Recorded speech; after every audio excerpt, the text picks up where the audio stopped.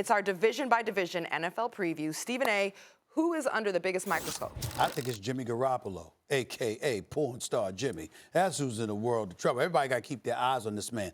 This ain't New England anymore with Bill Belichick hovering over you. This ain't the newlywed moment where, you arrive in San Francisco and everything is peaches and cream and you go 5-0 as a starter in a relatively meaningless latter part of the season. Remember, he had arrived in San Francisco when they were like 1-10 or something along those lines. So those last 5 games that he started in 2017, obviously made a name for himself enough to garner a $137 million contract and $72 million guaranteed after only just 7 starts in his career.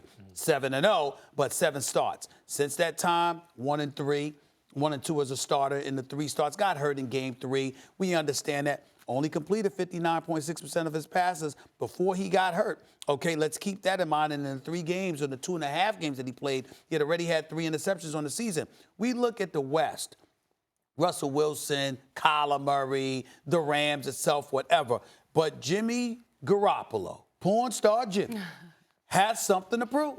Because the 49ers sat up there, they were gift-wrapped. He was gift-wrapped to them by Bill Belichick.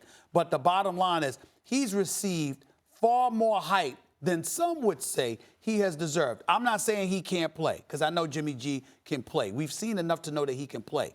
But he's got something to prove here because San Francisco goes where he takes them. I would say more than everyone would say he deserves, not just some people. Jimmy G's hype has thoroughly, exceedingly outpaced the reality. Right now, over the last couple years, Jimmy G's numbers, by the way, are very comparable to Nick Mullins, who's been playing in his place. I'm talking about 13 touchdowns, 10 interceptions.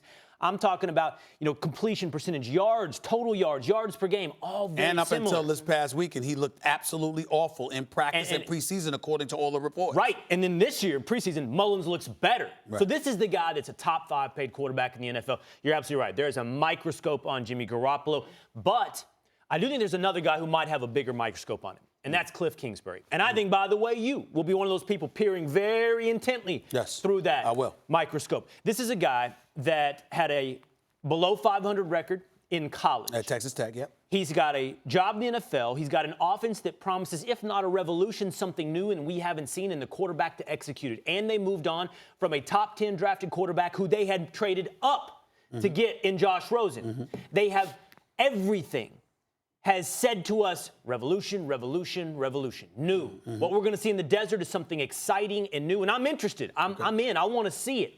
But because of that, I know how this works. I know how the NFL works.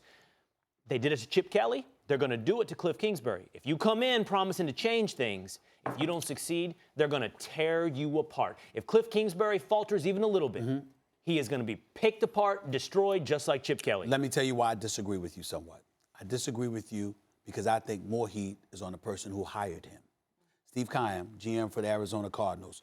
Excuse me, you hire a coach in 1 year, you get rid of him after 1 year in Arizona last year to bring in this dude who had a sub-500 record as a collegiate coach, and because he recruited Baker Mayfield and he's got relationships with these dudes, he gets a head coaching job in the National Football League with all of these coaches out here that has just toiled through that terrain trying to starve him for an opportunity to be a coordinator, let alone a head coach on the NFL level. He bypasses all of them. Ain't nobody going for that, but they're not going to look, even though he'll pay the price, because if he doesn't get it done, Arizona ownership will clean house.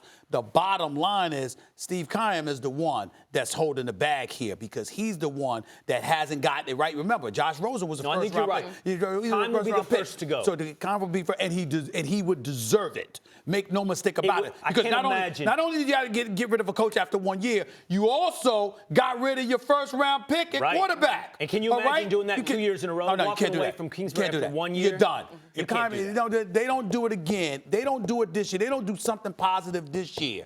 That GM needs to go. Pressure all around. One name we didn't mention, Jared Goff. I mean, people were really hard on him after the Super Bowl. Perhaps he has something to prove this season as well. The only reason why I say that's true, but here's where we give him a pass. Go ahead. It was against Bill Belichick's team. Okay. In the Super Bowl. If there is a time to fall apart, it's when Bill Belichick's got 2 weeks to prepare for you. Fair. That would be the issue. Thanks for watching ESPN on YouTube. For more sports highlights and analysis, be sure to download the ESPN app and For live streaming sports and premium content, subscribe to ESPN+.